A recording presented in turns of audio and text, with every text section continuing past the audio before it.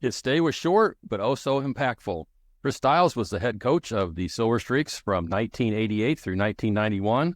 His 1991 Streaks went 8-2, were undefeated Western Big Six Conference champs, and played a memorable state playoff game against Joliet Catholic. But more than the wins and losses, a conference title, and a postseason appearance, Chris brought an unmatched enthusiasm and energy to Silver Streaks football, one that many of his former players and a lot of fans still rave about 30 years later. So, Chris, thank you for joining me to reminisce about Galesburg Silver Streaks football. Well, thanks, Jay. Thanks for reaching out to me. I'm excited about it. Got a lot of great memories from being there, and just still stay in contact with a lot of the players that we had. And that was a special group of young men.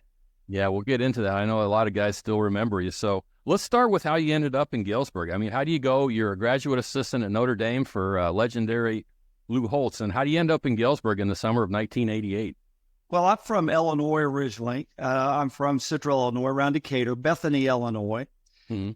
And so I knew of Galesburg. One of my best friends, Dale Patton, was a head coach at Pekin at the time. Right. And he had reached out to me and said, hey, this job is opened up. And I'd been a graduate assistant coach at Oklahoma State for a year. I was going through almost through 2 years at Notre Dame. And I was just kind of ready to branch out a little bit. I didn't think, staying in college football was really my passion. I really got passion when I thought about being a head high school football coach.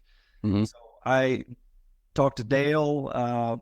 Then I called Galesburg and set up an interview, and remember sitting in with Mr. Browning and Barry Swanson and doing an interview for that job. And lo and behold, I think they had some hesitation about hiring a 25-year-old, but they pulled the trigger, and I ended up in Galesburg.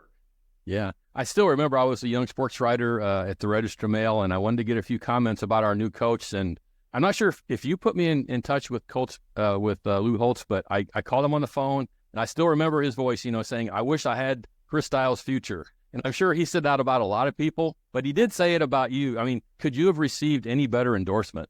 Well, Coach Holtz holds a special place in my heart, and still I stay in contact with him. He's older right now. I think he's got some health issues, but he's really meant a lot to me. And he treated me great when I was at Notre Dame. He gave me a lot of responsibility, probably more so than most graduate assistants. He really let me coach a position.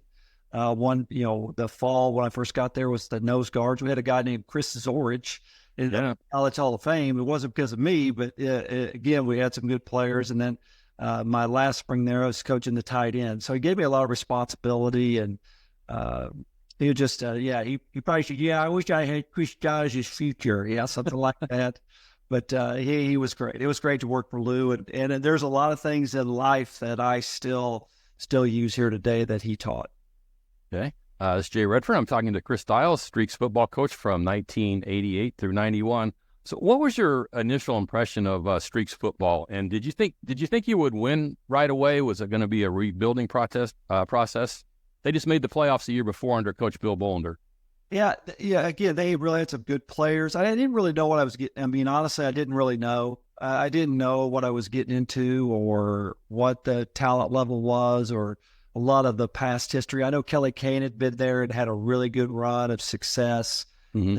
And then Bill Bolender came in, and they didn't make the playoffs. They've had a very, very talented team. I think Toby Davis, who played at ISU, was on that team, and they had a couple other really good, good athletes. So again, there was just an adjustment period. Maybe that first year, if they'd had the previous coach, it may have been a little bit better because I was just a totally different type of coach. But we didn't, we were competitive, but we just couldn't get over the hump on some wins. And I like to tell people, I came from Notre Dame, and, that first year we went 3-6. I think, man, that's a fluke. I came from Notre Dame. Well, the next year we went 2-7. It was a fluke, wasn't it? So yes. But it just took some time. It takes time to build today the buzzword is culture. We were talking about culture back then as structure and discipline.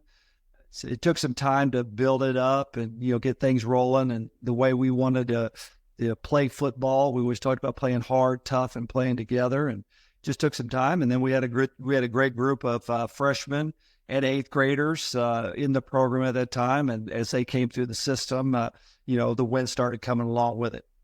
Do you remember your very first game with Galesburg? Yeah, we played Metamora, and I didn't really know what I was getting into. I didn't know how to call plays. I didn't know how to set up plays. Do I remember this right? Were you wearing a tie that game? I didn't wear a tie. I wore a jacket. I think I wore a sports coat. I thought that was going to be that. Well, it took about 3 games. That sport coat was thrown away. I didn't use it anymore. But it was, we just, they were just running the option up down the field. We couldn't stop them, and we competed hard. It was a close game till late in the fourth quarter. But again, it was. You always like to use the term, you get disappointed, but you don't get discouraged. And that was really the first couple of years. We got disappointed in some of the results, but we never got discouraged and just kept grinding away at building the football program. Okay. You mentioned you had a lot of great players during your time in Galesburg, but were there some building block kind of guys that helped form the foundation for what you wanted to do here? Yeah, there were at that time. So Joe, I want to say Joe Swab, or I call it Joe Swab, but he was a linebacker for us and just a tough, hard-nosed kid. And Rob Connors, and there are just some other kids. Tom Hawkins was on that first team. Jeremy Klein was on that first team. So again, they bought in and they worked and did a great job. Again, they're good kids, fought hard. Again, it just took us a while to kind of build. Again, it just takes a while to build those building blocks of a program, and certainly grateful to them for the sacrifice they made. Okay, you mentioned you were 3-6 your first season, and then you slipped to 2-7 in your second season, I believe, in 1989. Did you ever second guess or have second thoughts about what you were doing? Yeah, absolutely. 88, Notre Dame won the national championship. And so you go, golly, and I could have stayed, and I'd have stayed. But again, now when I'm 62 years old and I reflect back, I start thinking about how Galesburg gave me an opportunity. It really gave me an opportunity to make a lot of mistakes. Mm-hmm. I look back and I almost cringe at how I did some things, or how I, addressed issues, or even called plays, or set up structures. Again, your knowledge of football gets greater. You learn how to communicate better. You learn how to connect with people better. I was kind of like I call myself back in those days, I was like a caged animal trying to coach. I mean, it was just, I was pretty intense and pretty rough on the kids, and, but they responded, and, hopefully I think the majority of them respected me. I probably would have done, as I got older, I got better at, understanding, meeting people where they're at. Different kids, you just have to coach them different ways. And, but it was, to answer your question, sure. I did it. Absolutely. It's like, what the heck am I doing? But we started seeing the light at the end of the tunnel, and it was fun. And then with that next season, that third season, we started really playing pretty solid football, and it really got fun from there. Okay. What were some of the things you thought were important as far as, building a winning culture at Galesburg? Well, I was saying you start with, structure and discipline. I mean, preparation, organization, not wasting time, in practice, kind of having a plan for everything.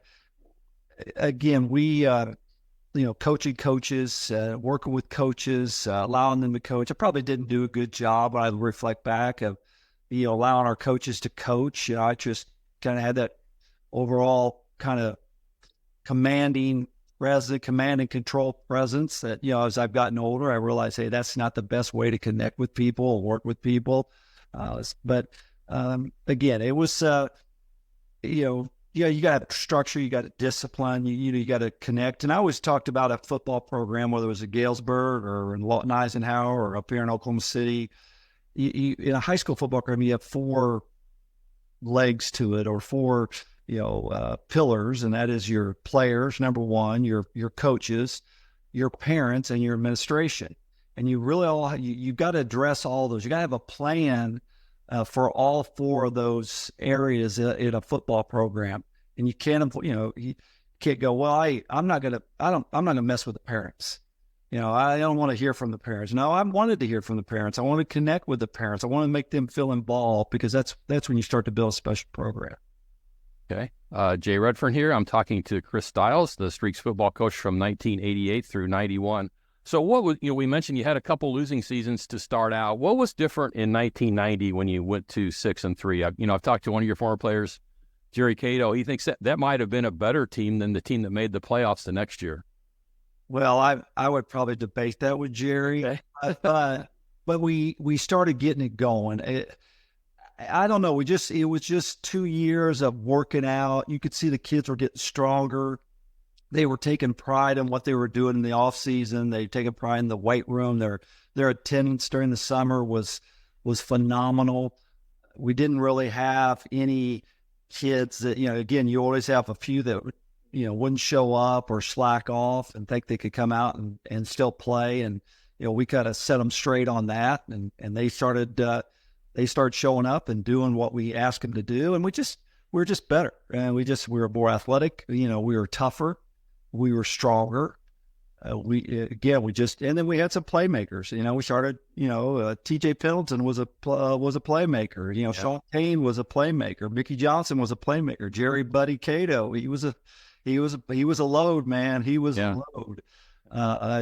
Craig Foxhall, I used to call him, he was a young, brash, great football player. He could make plays. And so we had a lot, again, we just started getting kids that could make plays, and we emphasized the team. It was all about the team. And through that, we started being successful. Okay. So, we always talk about the 91 team, and it's arguably one of the best teams ever at Galesburg High School football-wise. What were the expectations heading into that season, and what made that team so special? Well, we knew we had a good football team, and, we thought we were going to have a really good, season. We just stayed with it. You gotta, I've made mistakes in the past of just assuming.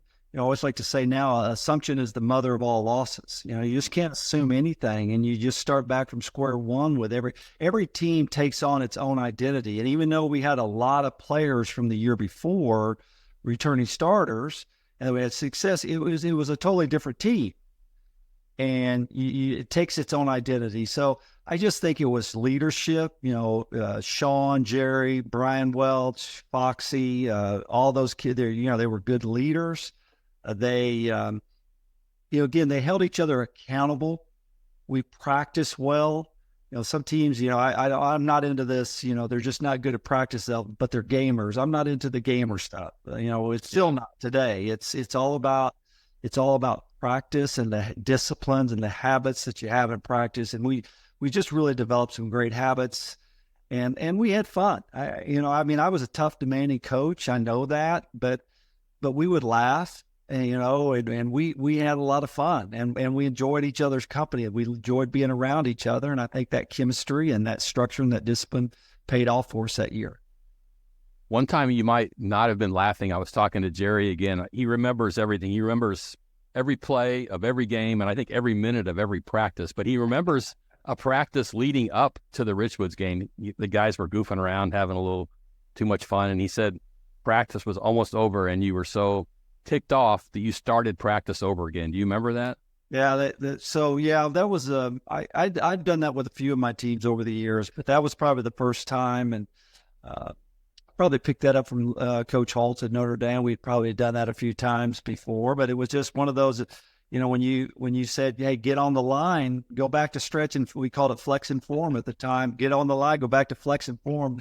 Those guys probably had a pretty sinking feeling that at that moment. But yeah. And I remember one time we were getting ready to play Quincy, and Quincy wasn't very good back then. I don't know how they are now, but they weren't. Yeah, they're top of the conference now. So yeah, but at that time it was I think our first conference game, and we'd really played pretty well up to that point. We lost a heartbreaker to Richwoods, who had like a 47-game winning streak. We could have broke that winning streak that night. They kicked a last-second field goal to beat us by 1 point at Richwoods, but we played a great football game, and especially the second half was just probably as good a football as any team I've ever had play in a half of football that night. And then we again, we got a good start, but just one day we're just lacking at practice. And I just remember stopping and just, really getting hard on him, but just talking about, look, we're going to beat Quincy. Okay. This isn't about Quincy. This is about the journey and down the road. You either get, Jimmy Johnson used to say this all the time. You either get better or you get worse. And if we take a step backwards, even though we're going to beat Quincy, we take a step backwards, it's going to pay, it's going to come back and haunt us later down the road when we're playing Moline, East Moline, Alleman, all those teams. So again, I never had to do that again the rest of the season. They practice, and they practice hard, and they practice tough and together. And that's why we were so successful on Friday nights. And there wasn't a lot of margin for error because it wasn't as easy to make the playoffs back then, as evidenced the year before when you go 6-3 and don't make the playoffs. Yeah, we're 6-3 and really won some good games and get some good teams. But, again, it was the way the point system went that it just didn't work our way. And, it was tough to make. You basically had to win the conference. If you were going to go to the playoffs, unless you went 7-2 or something like that, you pretty much had to win the conference to get in the playoffs.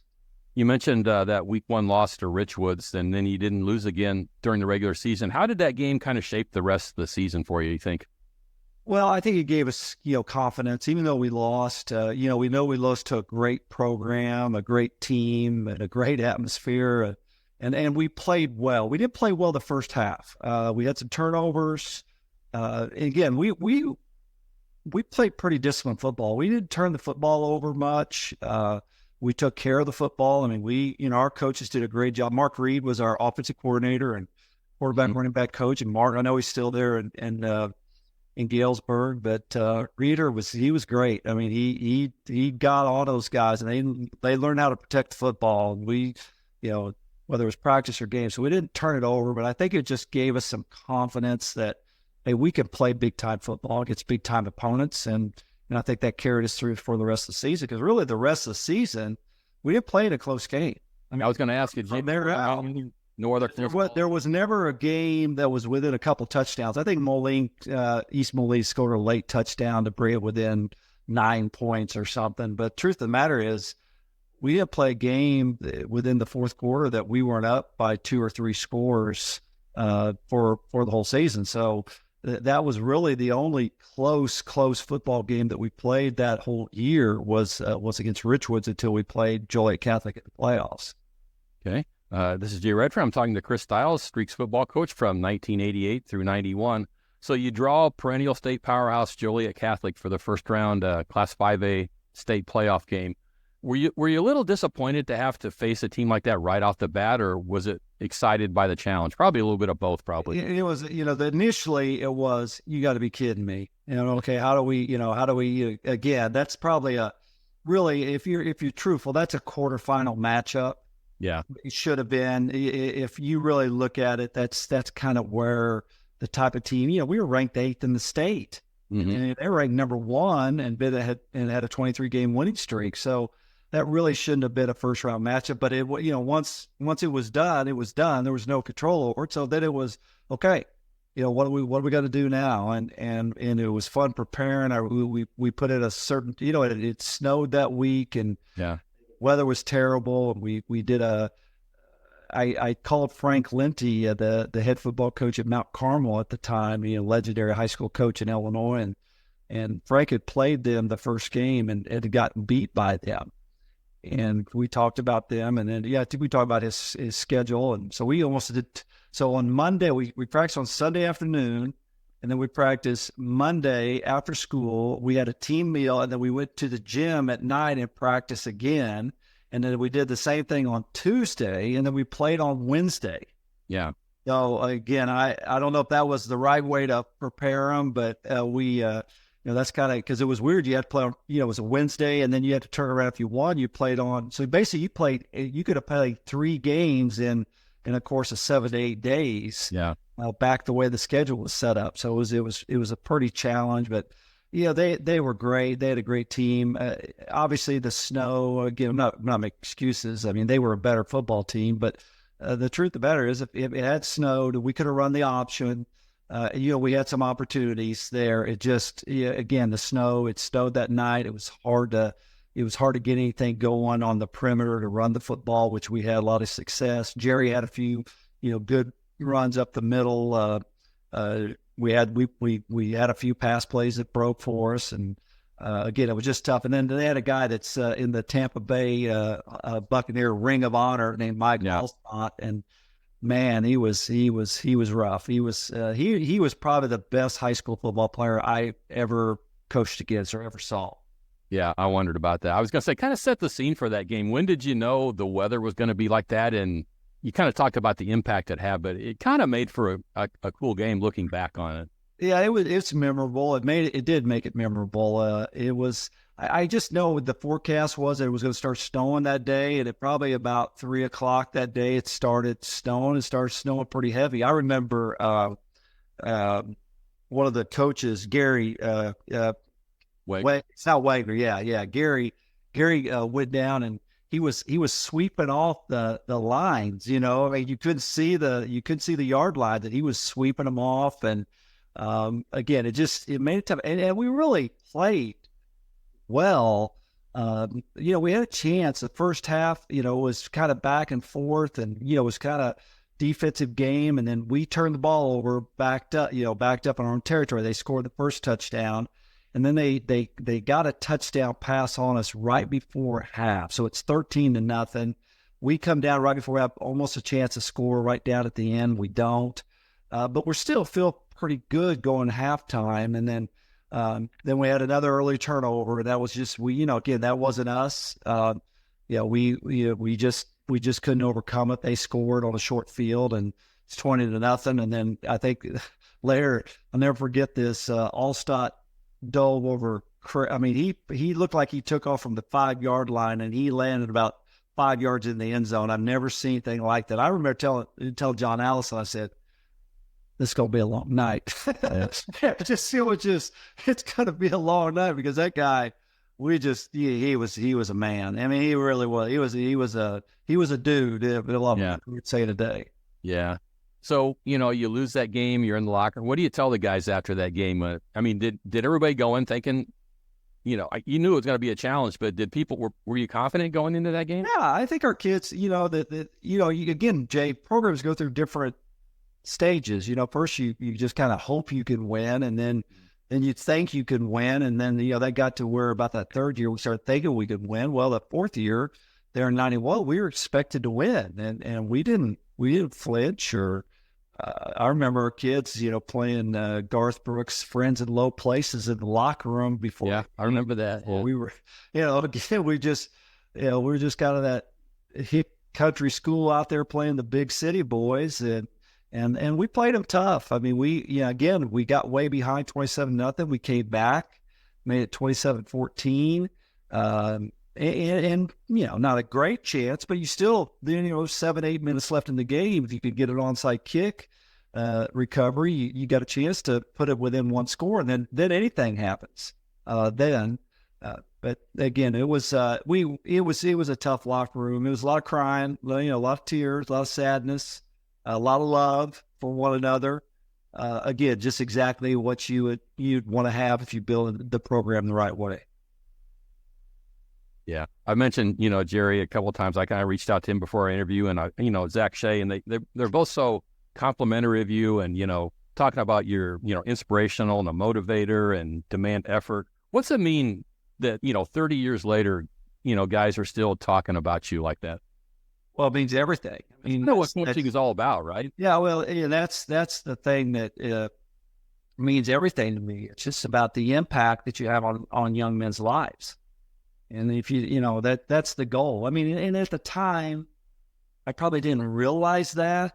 I mean, I did, but I didn't. I wasn't as intentional maybe as I was later in my coaching career about, really talking about life and impact and making an impact. But that just means everything to me. I mean, it just warms my heart and my soul and makes me proud of these young men. And, what's funny is in a month from now, I'm going back to my high school, Bethany, Illinois. They've asked me to speak at the alumni banquet. And all I can think about is gratitude for those coaches and those teachers that, that taught me so much, that inspired me to be a coach. And again, that's meant everything to me. And I always, when I have tough times in life, I reflect back on a lot of those lessons that we learned, on those athletic fields and from those coaches.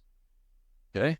I know a lot of people, including myself, were disappointed when you left in 1991. You went to Lawton Eisenhower in Oklahoma. What led to your decision to move on?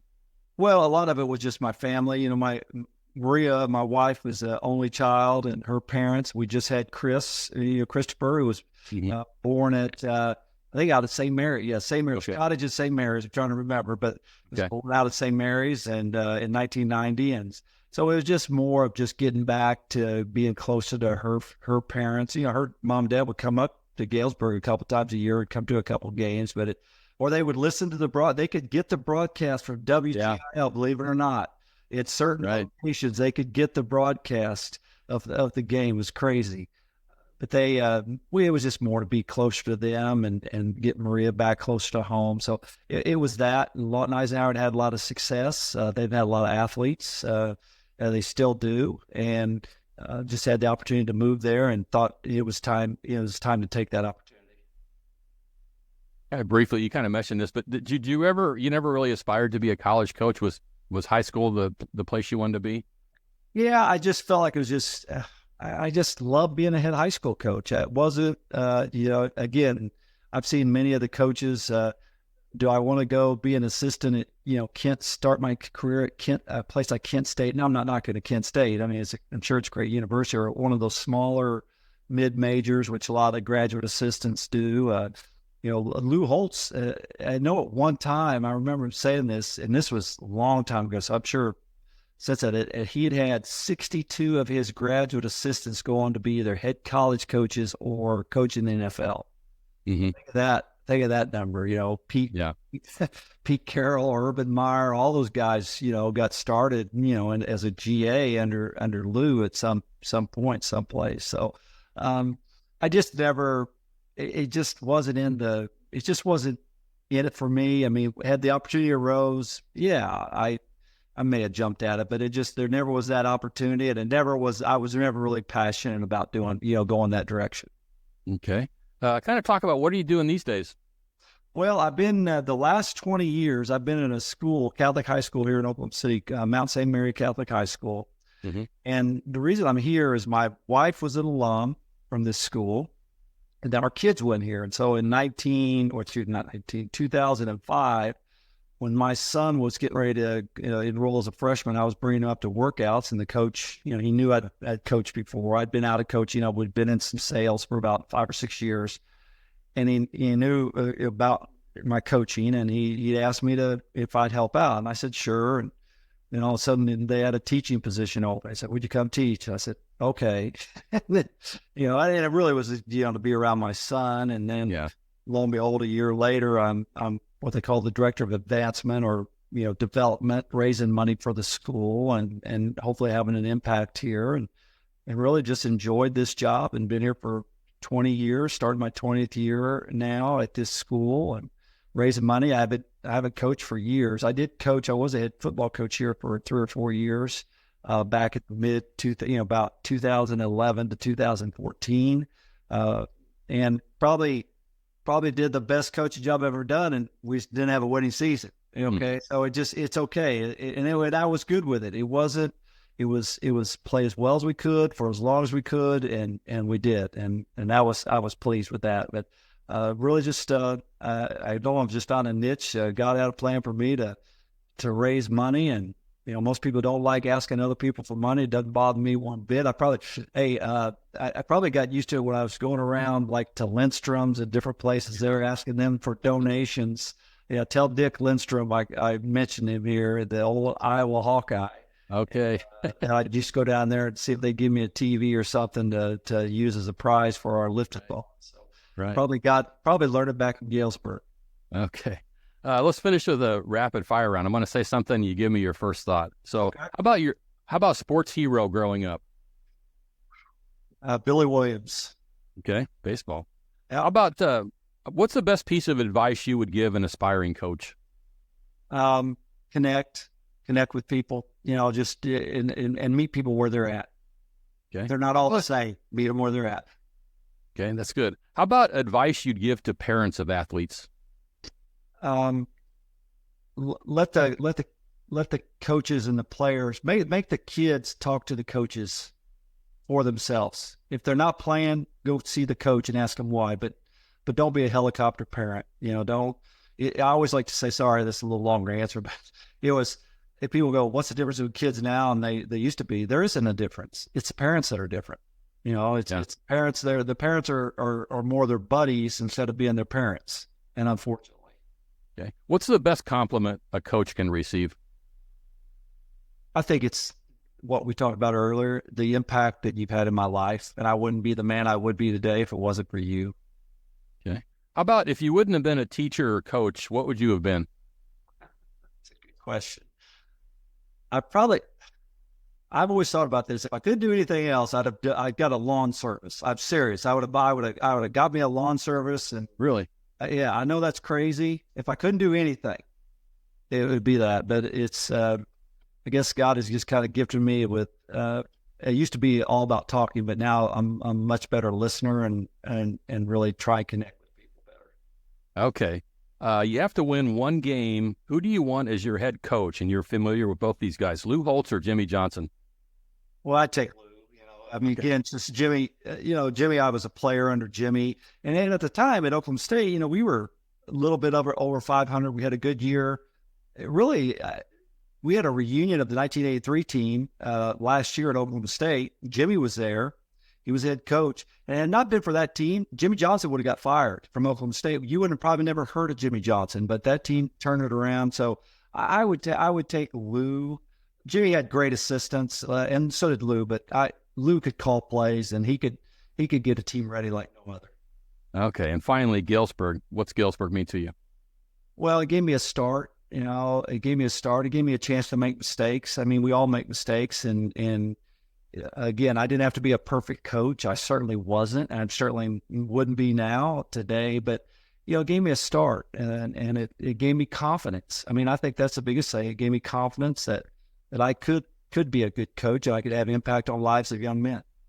Okay, that wraps up my conversation with former Streaks football coach Chris Stiles. Chris, I have lots of favorite coaches I've covered over the years, but you're definitely near the top of my list. So it was great catching up with you today, and I appreciate you joining me on Galesburg WGIL.